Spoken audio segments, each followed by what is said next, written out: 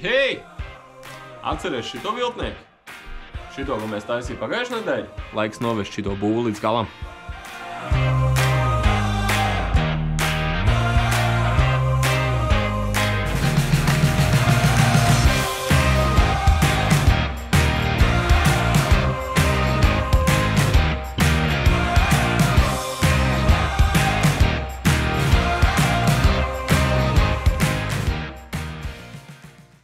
Redzi to 3D rakstu? To mēs uztaisījām pagājušajā nedēļā. Ja tu vēl neesi redzējis pagājušajā nedēļas sēriju, te augšā būs noparkot podziņu, uz kuras ērti ar uzspiest, vismaz datorā, un apsīties, ko mēs pagājušajā nedēļā sadarījām. Bet priekš tiem, kas pārāk slinki, lai nospiest podziņu, te būs īsts atskats uz pagājušo nedēļu. Mēs atkal testējām mūsu darbnīcas limits, līmējām našfinieru, griezām grādos, un iepriekšējā sērijā uztaisījām šitādu virsmiņu galdam priekš man tēti. Un šonedēļ mēs to visu turpinām. Aiziet! Šonedēļ mēs šitam viltniekam taisīsim kājas. Ozolu gan es diemžēl nedabūju, bet mēs te no zanačkas kaut ko varam izvilkt. No sākuma salaižam ozolu 22 mm platās līstēs. Viss rāms un kājas mums būs 19 mm biezumā. Tas nozīmē, ka mums paliek 3 mm, ko mēs varam ēvelēt, frēzēt, slīpēt un tā tālāk. Šie ir rupjie izmēri, tāpēc uz precizitāti varam baigi neiespringt. Tagad, kad mums ir sazāģēta vesela kaudzīta ar ozolu sagataviem, te ir bišķiņa rezerva, bet tam ir iemesls. Mums te it kā čotkīs ozolu sagatavs, jā? Skaistas, tur kāds zariņš, protams, ir iekšā, jā, kaut kāds šitāds zariņš, kas, teiksim, šis man pilnībā apmierina. Plaisis, es nezinu, vai mēs stiprinās. Ja mums ļoti vajadzēs to gabalu, tad jā. Ja nē, tad griežam viņus nost. Ko mēs tālāk viņam darīs? Kā tev liekas? Nepareizi atkal zāģēsim. Lai aptuveni izlīdzinātu malas, starp lineālu un disku ieliekam iekšā šaurāko detaļas vietu. Pēc tam izņemam ārā, noņemam nost 3 mm un stumjam visu cauri. Un te var redzēt, cik nelīdzeni bija detaļām viena puse. Ja man tas viss būtu jālīdzina tikai uz biezumu ēveles, tad tie būtu kaut kādi 5 stūmieni vismaz cauri ar katru detaļu. Šī apzāģēšana man ietaupīja principā kaut kādas minūtes 10. Pēc tam laiks izlaist to visu cauri biezumu ēvelei, tā lai uztaisītu visu vienā biezumā un pie reizes noņemt nost zāģu pēdas.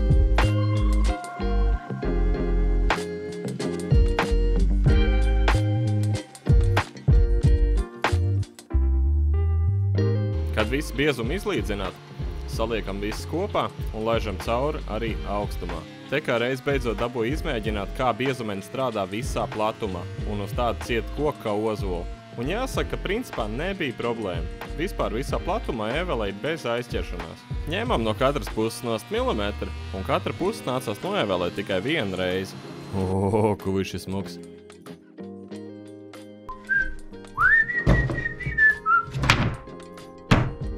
Tā, mums ir vesela čupa materiāla. Redzi? Mums tagad no visām pusēm ir plus, mīnus taisnas malas. Un pats galvenais šitā visā, ka viņas ir nosacīti tīras. Un to bišķi mums nav vairs zāģu pēdas no nevienas malas. Pat cik taisnojam ēveli vēl ir procesā, tad šitā te mums nākas vienkārši izlīdzēties. Vienu malu mēs izstumjam caur zāģi, pēc tam viņus visus kopā laižam cauri un otru noēvelējam pēc pirmās. Tīri teorētiski visām malām vajadzētu būt 90 grādos. Tagad te ir 12 līsts, no kurām mums jāizvēlas 8 smukākās, kuras mēs zāģēs uz 63 cm. Kāja garums šitam galdiņam būs diezgan specifisks. Taisam tā kā pēc man tēta. Viņš kā reiz gribēja gultas galā, lai var sēdēt, skatīties televizoru un uzlikt šķīvīt uz galdiņu. Pat cik parastais galda augstums ir kaut kāds 75, tā gulta, kur sēdes ir kaut kāda nepilna 45, mēs uztaisīs galdiņu uz 65. Tas nozīmē, ka kājas griežam uz 63. Plus tā smukā virsam vēl 2 cm, un mums būs mūsu vajadzīgais augstums.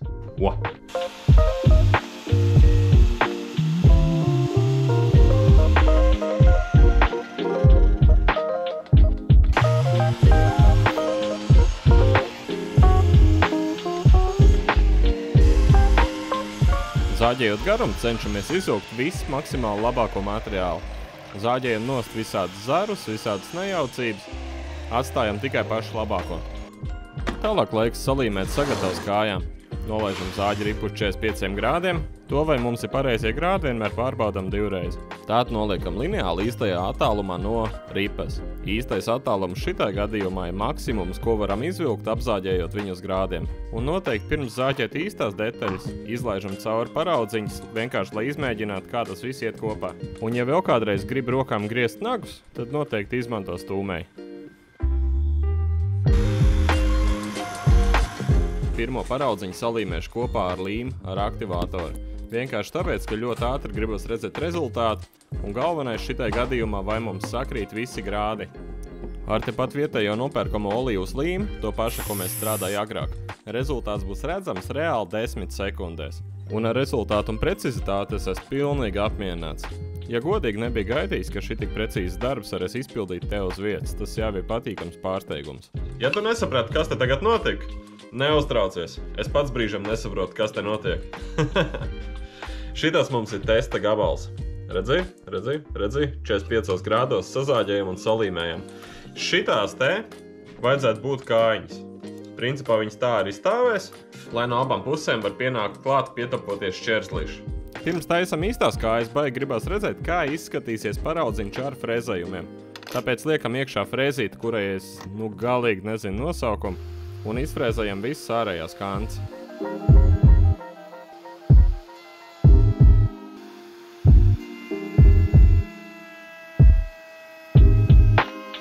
Pa lielam es esmu baigi apmierināts. Redzi? Šitāds te izskatās mūsu profiliņš. Var redzēt vispār šitai kamerā viņš zūmojās? Es biju domājis vienkārši nopaļot, bet šitā te izskatās daudz patīkamāk. Tagad tā, izskatās diezgan veselīgi, un es domāju, ka mēs varam jau taisīt 45 grādus visam kājām. Un kamēr mēs taisām kājām 45 grādus, neaizmirst nospiest laiku un abonēt kanālu.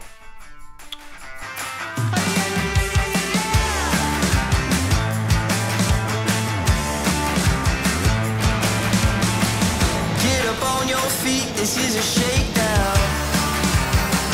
Order up that beat just like it's takeout. Show me you got soul inside those new shoes, and you can rock and roll with an attitude. So good, so fresh, just the way you like it. Just the way you like it.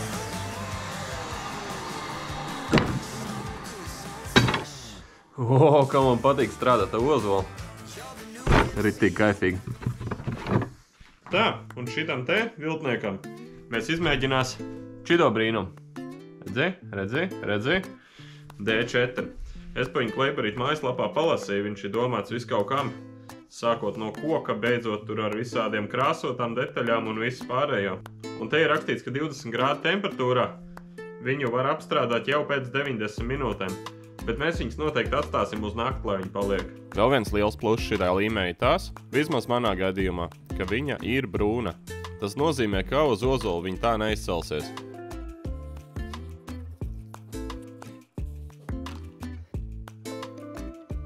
Izsmērējam līmu vienmērīgi pa visu materiālu un spiežam kopā. No sākuma nofiksējam ar skoču, pēc tam saspiežam ar līmes pīlēm. Vislabāk lieko līmu notīrīt uzreiz, un kāpēc, tu redzēsi vēlāk video. Un šito mēs varētu nosaukt pa pirmās dienas vakaru. Ārā jau paliek tumšs, tagad ātri paliek ārā tumšs. Kaut kāds lietiņš smidzina. Tāds klusums un miers vienkārši.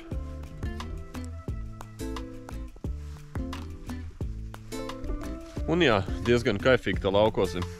Klusums, miers. Vispār nekas nepļaustās, neārdās, nekādas tur mašīnas nebraukā un tā tālāk. Te ir reāli visuma centrs, jā. Tā kā vētras epicentrs nekad nav troksnis pašā centrā. Šitas te vienīgais trokšņotājs. Vai neko? Riko.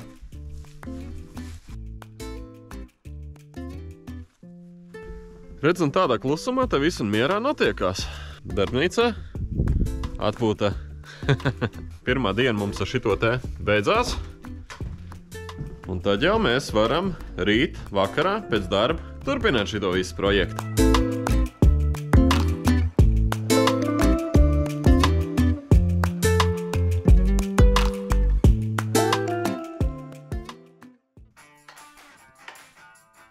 Nu, labrīt! Tehniski labvakar. Mēs esam apakaļ te. Un mums vajadzētu skatīties, kā ir salīmējušās mūsu sagatavas. Bet pirms tam mums ir jāizdara vēl viena baigā štēla.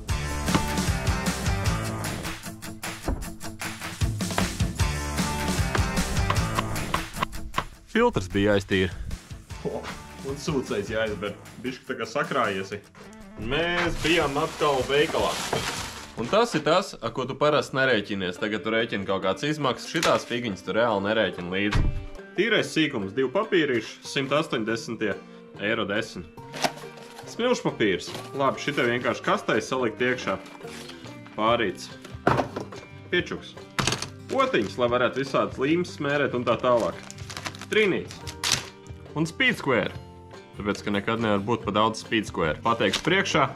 Viņš maksāja 6 eiro, jo nopirkt Ventspilī uz Ģertrūdas ielas. Protams, pāris rullīšu. Šis praktiski būs 2 vienā. Pie vienā skatīsimies, kāds ir sanākuši mūsu sagatavs. Un 2 skatīsimies, kā šitā līme strādā. Šito arī man atsūta Intersī, tā kā baigais paldies jums. Paldies Tomam. Un jā, patestēšu šito. Un, protams, uz visu, ko redzēs video, es atstāšu links arī aprakstā. Tā kā droši ieej un apskaties. Īstenībā ir baigi normāli. Vienīgais kasjaks ir tas, ka es to līmi neesmu notīrījis. Šita te iekšā. Es viņai nāc izgriez lieko. Kad viss sagatavs ir sačubināts un līmi notīrīt tik tālu, lai viņi netraucētu zāģēt, varam gatavoties kājām zāģēt slīpumu. Galos atzīmējam, cik tālu nāk šķērslīts, tā lai tā daļa paliek taisna. Šitam jokam atkal izmantojam to pašu zāģu kamanu. Pie viņas nostiprinām detaļu un stumjam cauri. Zāģis iet gar zāģu kamanas malu un viss, kas pāri malai, nozāģējas nost.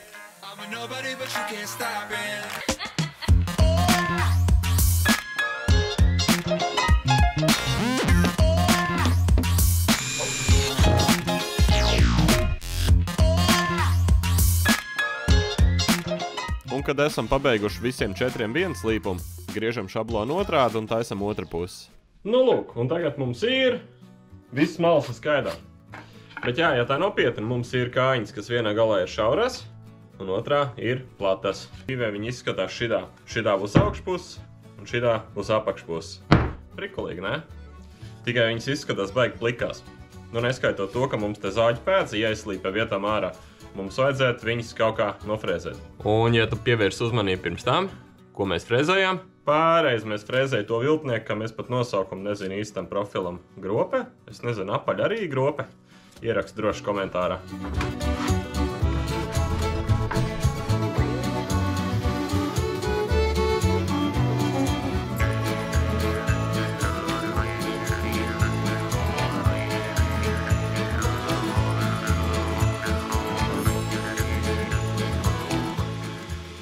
No, un acīgākie galdnieki droši vien jau pamanīja, kur es tikko pieļauju kļūdu konkrēti. Redzi, šis ir šķērslīts. No, tas ir tas, kas nāks te klāt. Redzi? Man nevajadzēja viņu frēzēt cauri. Man tagad biezums šitam šķērslītim ir lielāks nekā šitai. Čābīgo, ne? Tas nozīmē, ka šķitiem šķērslīšiem, Dievs, cik daudz galos, noteikti būs jāiefrēzē tieši tad paši pusapaļ gropīt. Tā, lai viņi saskan. Bet, lai mēs varētu frēzēt galus, no sākuma mums ir jānogriež garums. Un tagad, kad mums ir garinātais, tas ir vienkārši super easy uzdevums. Ja kādreiz bija jāliek katru reizi uz zāģu kamanu virsū, jāliek atdurīts un vispārējais, tad tagad detaļu vienkārši uzmet pie lineāla, nomēr garumu un aiziet. Kad detaļas ir nogarināts, droši varam arī frēzēt un salikt kopā, lai redzētu, kā izskatās. Man īstenībā baigi patīk strādāt ar ozolu. Pirms tam vienīgais koks, ar ko es vispār strādāju, tā ir kaut kāda priede, egli, jā. Nu, tāda hīlija materiāla, un parasti viņas mēs arī izmantojam tādām hīlijām konstrukcijām. Mēbeles no koka varbūt vispār uz vienas rokas pirkstiem var saskaitīt, cik mums tur galdniecībā ir bijuši, jā, mēs jau laminētu galdniecību un tā tālāk. Baigi forši īstenībā. Reāli prikulīgi. Un ar ozolu kā tādu, jā, nu, pavisam cita strādāšana. Tāpēc, ka pirmkārt, nu, viņš ir ciets, viņi tā neplēš ārā, tā kā klasisko kaut kādu priede egli, jā. Un patīkam vispār, nu, viss tā tekstūra ir tāda, nu, tīkam. Tas smarža tīkam, pa lielam vistei ir ļoti tīkams.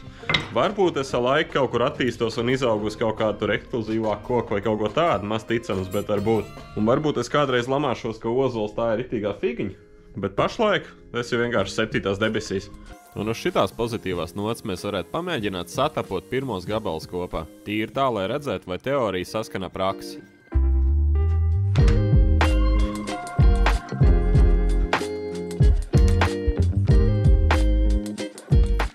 Nu ko, tagad urbjām visus pārējos, slīpējam detaļas, un pēc tam liekam tu visu to viltnieku kopā.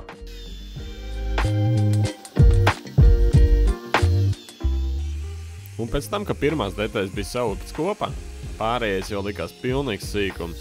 Viss nostājās savās vietās, un ja pareizes saviltas līnijas un nomērīs attālums, ar urpšanu nevajadzētu būt nekādām problēmām. Paliek tikai viss akurāti pieslīpēt, viss kantīts ar roku un viss plakans ar slīpmašīnu. No sākuma es biju diezgan pārliecināts, ka līma aizvākt no vidas tās būs reāls mocības. Rupjo daudzumu izgriezam ārā nazīt, un viss pārējais ar slīpējamo klucītu vienkārši ideāli izslīpējās ārā. Mums ir unikāla iespēja. Sieva teica, ka viņi nesaprot to prikolu, kā tas izslīpēt. Nu, mēs pieslēgs vienu pie slīpēšanas. Redzi? Detaļas. Detaļas sašvīkājam riti. Tagad ņemam šito te brīnišķīgo Dņipro M aparātu. Un tikko atbraukuši no 1. septembra svinībām, principā visi Celmu ģimene atkal savācās darbnīcā. Šis nu jau sāk palikt pa tādu ieradumu, bet tas droši vien tāpēc, ka ja es neesmu mājās, jūs visi zināt, kur man meklēt.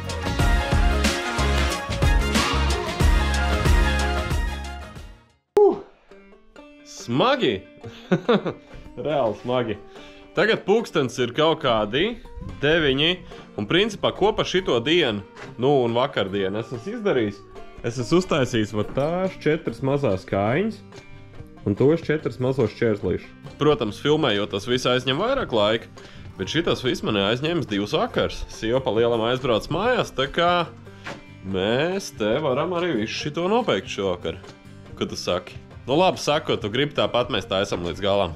Man šovakar strādājot visu vakar, galvā skan viena dziesma no agrajiem darbnīcas video. Kas te skanēja burtiski visu laiku, kamēr es te pucēju kaut kādas sienas un krāmēju visādas kakas un tā tālāk. Man liekas, ka šitai montāžai tā dziesma būs taisam īstajā laikā.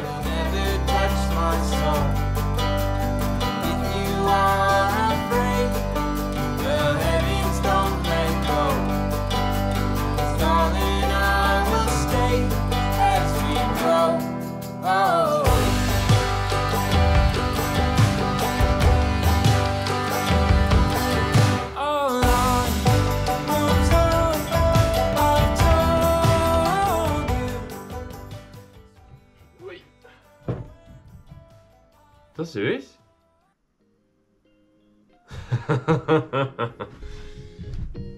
Nu tā neko nē.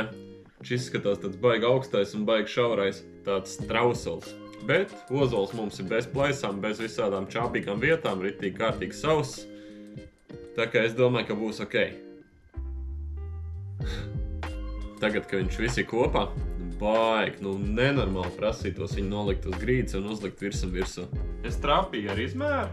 Nu labi, perfekti, mēs vēl viņu neliks. Čotkīs, ne?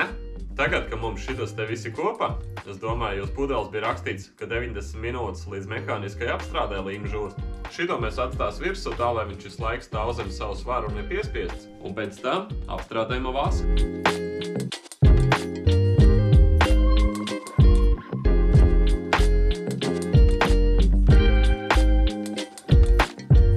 Atzīšos, 90 minūtes mēs nesagaidīja. Precīzi pēc pulksteņa pagāja 88. Klājam ar to pašu pārklājumu, ko virsim. Paint Eco riekstu. Galvenais, kā jau pagājušās sērijās minēja, ir noklāt visus vienmērīgi un neatstāt nekur kaut kāds biezās pēļi. Tāpēc, kā ar jebko tonēt, tāpat kā beicēm un viss pārējo, ja kaut kur atstās pēļi, sanāks, ka tur būs vienkārši plankums. Šo pārklājumu man atsūtīja izmēģināt pat firma Paint Eco. Un pagaidām par to var teikt tikai pašu to labāko. Tas ir vietējais mūsu pašu Latvijas uzņēmums, kas ražo dabīgs, videi draudzīgs koku apstrādes materiāls. Un man vienmēr ir paticis sastrādāties tieši ar vietējiem mūsu pašu ražotājiem. Negribu nosmērēties. Pavēl. Paldies Paint Eco par uzticēšanos, un ja arī grib atbalstīt vietējo kompāniju, es aprakstā atstāšu linku, droši ieej un izpēt viņu produkciju, un paskaties, varbūt arī tev kaut kas nodara. Minūtes 20 noturam cietā vaska eļļu uz virsmas, pēc tam varam slaucīt to visu nost.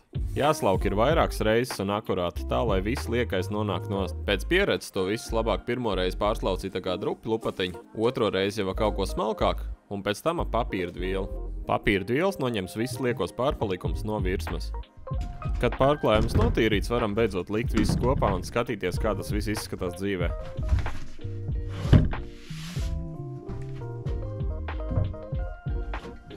Virsim pie kājām, stiprināsim iepriekš sasaņķētos urbumos.